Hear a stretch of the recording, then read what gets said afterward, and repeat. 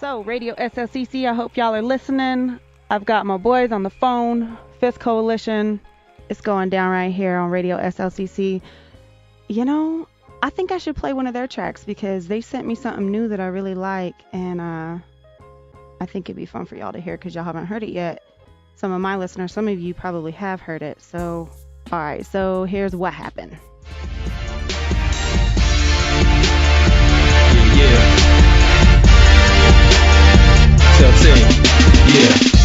I'm so ambitious on the mission, I spit so vicious. I'm reputatious like Stevie, I'm superstitious. I'm so official, raps now, they artificial.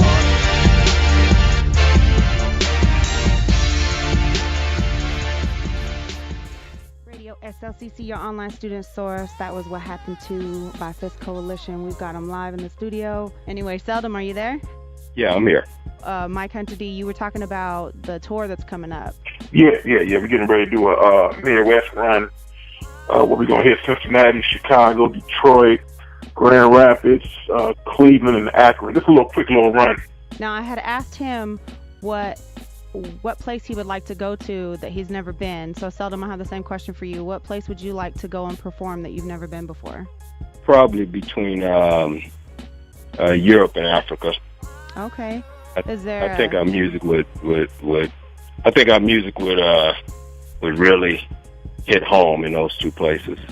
Are there any specific cities or places in those two different countries that you would like to perform at? Or is it just you want to tour the country itself? No, just the country itself. Okay. You know, that's the way you learn. You go and you get a chance to experience other people's cultures and, you know, maybe eating the food, and that's just the way you learn, about people and how they see the world and how they see America and things of that nature. So just to be able to hit Europe, to hit Africa, to be able to go all over the place and just soak it in and experience, what everybody's talking about. It'd just be a wonderful experience, I believe. Okay. Is there anywhere you don't want to go back to? We love Chicago and dislike Chicago at the same time. Okay. Why is that? Well, I say that because it's like, okay, we're needed in Chicago because of all the crime and stuff. And, our music is a little different. We try to put music out there to really uplift and hopefully give people some strength.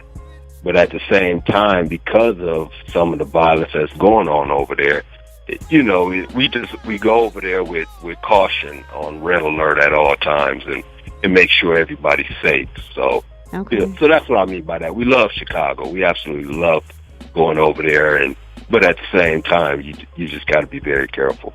Okay. So, out of all the cities that you've been to and all the people that you've met, at this point in the game, is there anybody that you want to work with that you haven't worked with so far? DJ Quick is one cat that I think we eventually will be able to get close to, and he's somebody that I've listened to all his music. I've admired the way he engineered music and everything he's touched from the Tupac All Eyes on Me album. Once he touches it, it just goes to another level. Right. I think he's maybe second to Dr. Dre as far as in his engineering work. So if we ever get a chance to work with him, then that definitely will be a dream come true for me. I'm liking what you guys are putting down. So with this new tour, you guys obviously have something that you've packaged up that you want to get out to people. So how did they find your guys' music? What's the best way to get your music and to listen to it? Because you guys have a lot of avenues. They can purchase all our music on iTunes. Just type in FistCoalition. Seldom see Mic.Hunter.D. Go to Bandcamp. We have a website through Bandcamp where you can purchase all our merchandise, T-shirts, hats, towels, sweaters, sweatshirts, and you can get us on pretty much all the social media platforms from Twitter, Facebook, YouTube, Instagram, Vine, Snapchat. Just type in FistCoalition, as simple as that. Or you can email us at seldomscene22@gmail.com or Mic.Hunter.D at yahoo.com. So you guys sent me Where the Hood At, and that's featuring Raw Digga, and then I got, is it I Know? Yeah, it was featuring Rascals, yeah. Yeah. Out of both of those projects, which one do you think is, your favorite? That was hard to say. Because the experience with both of them was, you learn, they've been in the game, they've been in the industry for, 10 years or better. So, I'm just going to take a shot in the dark. I'm going to say Wear the Hood. But I love them both. So my player likes to play Where the Hood At on its own. I don't know if you guys embedded it or what, but it just goes off when it wants to. And I love it because that intro, it's my favorite just because Raw Digga, she's my favorite female MC that's ever touched or graced the stage. But anyway, what's it like working with a female artist? And she absolutely killed it. Yes, she did. So all the work, it was worth it because she did a job on stage. She had the crowd rocking, and she definitely made the FistCoalition look good, on promotional tip and bringing somebody who people are interested in, and she did her job, man. She was absolutely incredible on stage. So next time we bring her, we got to invite you, Brooke, and let you come out and check her out. It'd be a lot of fun. So speaking of work, what kind of hours do you guys put into I call it your business, but some people would call it your brand? On a very busy day, if I just got so much other stuff going on, I at least try to get in at the least 4 hours. But there's times I've been in the studio all night until 6 o'clock in the morning, So there's really no set time. It's just, what's going on in life and what others do. We got a show today, or we got to deal with this or deal with that. But I've spent from at least 4 hours up to, probably 20 hours in the studio. So when I was growing up, there was the East Coast, West Coast thing. Do you feel like that still exists? Nah, I think that's over and done with. People, if somebody's beefing with somebody, they go straight to Twitter and just bash them on Twitter. People bash you online, and that's it. But that's where that ends, starts and ends at. No offense to anybody, but not everybody can be a musician. We need doctors and lawyers and fast food people, whatever. So if you had a dream job aside from music, because I know it's a love and a curse, what would your dream job be? Probably a teacher. Maybe a teacher. Get a chance to spend time with kids and be able to teach them and maybe get them from the ground up. You know what I'm saying? Make sure their foundation is good. So. Who's all a part of your team? So I know there's you two, but who all's working behind the scenes? We got our producer, Big Shoddy. He's part of the initial team of a 3-man team of the FistCoalition. He does a lot of our production, probably like 75% of our production.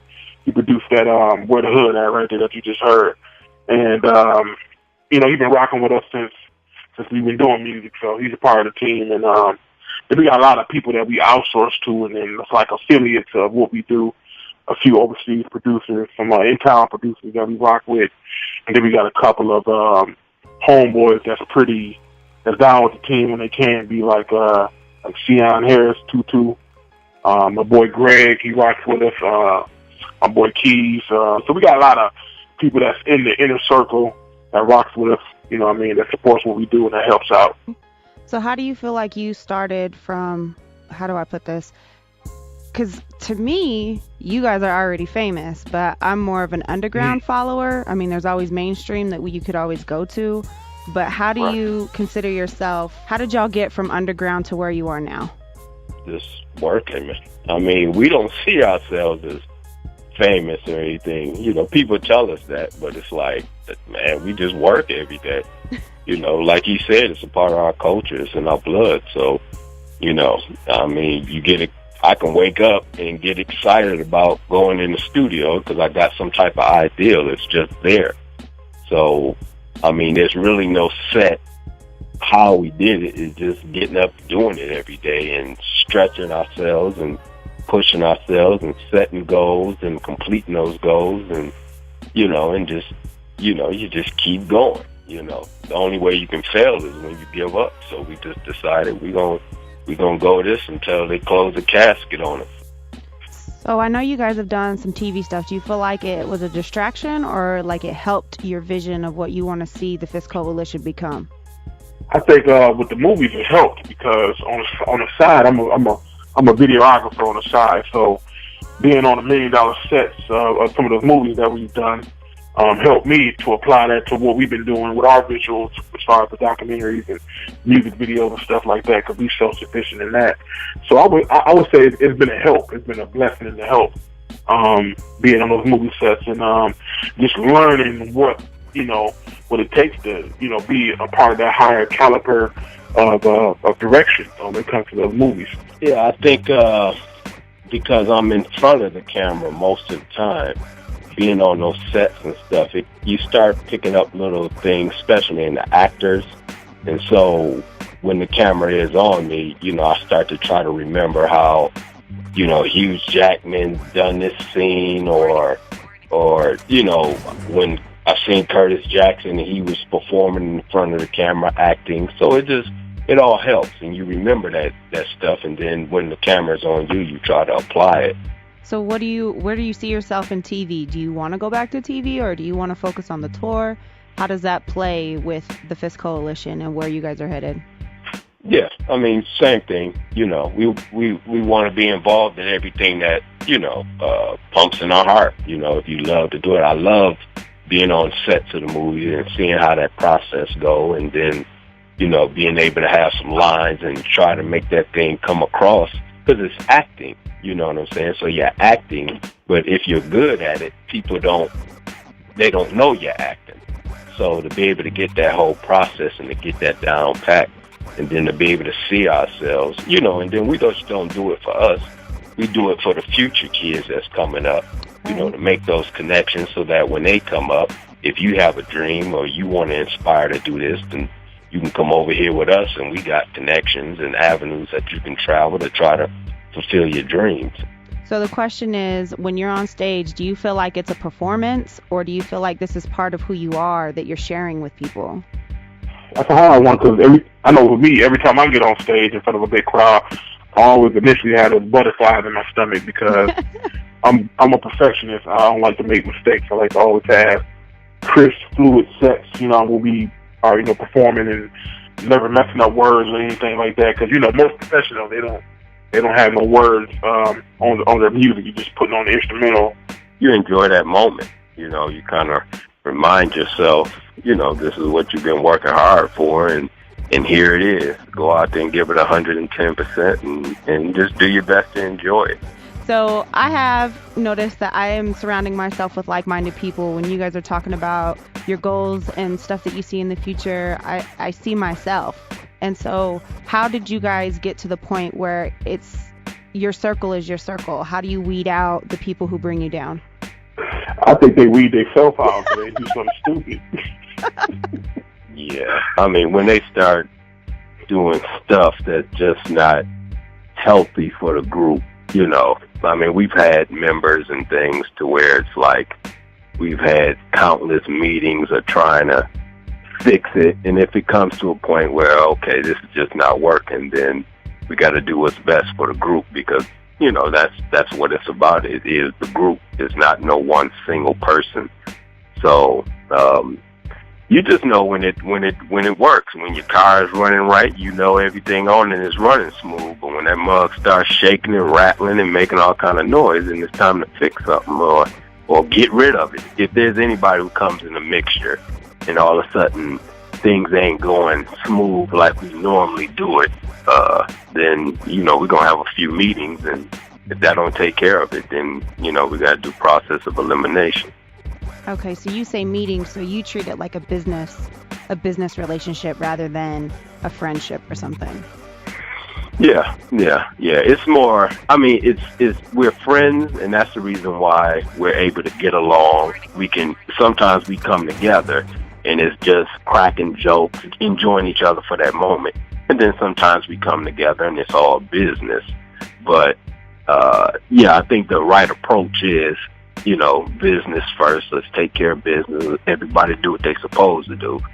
And then, and then we make sure the FistCoalition is moving in the right direction. So I think that's the right approach. Okay, I think that's great advice for people out there.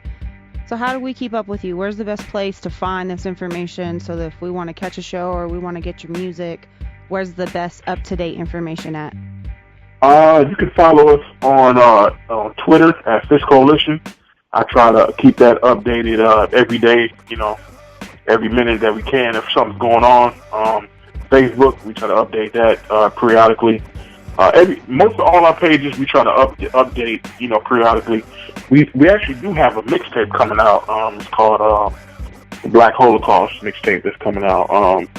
Getting ready to probably drop that in a month or so. Then we got a couple of videos with that coming with that.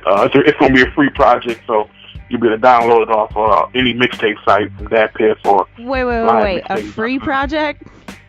Yeah, we're dropping a free. It's for the fans. It's for the. I love that. Our cult following, our fans, and everybody that's been rocking with us since day one. We dropping a free project for them to enjoy, and it's kind of just to hold them over till we finish up some of the bigger projects that we're working on. We're working on my solo album right now called The Manuscript, and then we're working on a group album, and then Big Shotty's working on like a beat album. So. Okay. And then we got a documentary coming out too of like a tour life documentary that we got with some of the artists that we've been on tour with, like from Rod Digger to Razzcast to Fat Joe, who else was that tour? Capadonna, Wu-Tang. Got a lot of people on there. But D12, Falling in Reverse. Well, I sure appreciate you guys being here. Without you guys, my job would not be able to happen. So absolutely, y'all stay safe, and I hope to hear some new mixtape real soon. I'm excited for that. No, it's coming. It's coming. It's gonna be heat. So get ready. When I'm about to play "Breathe In," you want to say anything about that? Go check out the video, man. That was that Rocky Balboa moment. We fans of Rocky Balboa, so same here. So you gotta check out the video that goes with that song too. So the energy is there in the song, but the video. Make sure everybody go and check out that Breathe In video up on YouTube. You heard it first. RadioSLCC.com. And no one today. Yeah. Can you feel it now? Like the jackets I wear my crown. Yeah. Or like a Michael King of Pop when I hit your town. Yeah. Never back down, still inside. Tears of a clown. Raise them up, never come down. Trying to swim, but I almost drowned.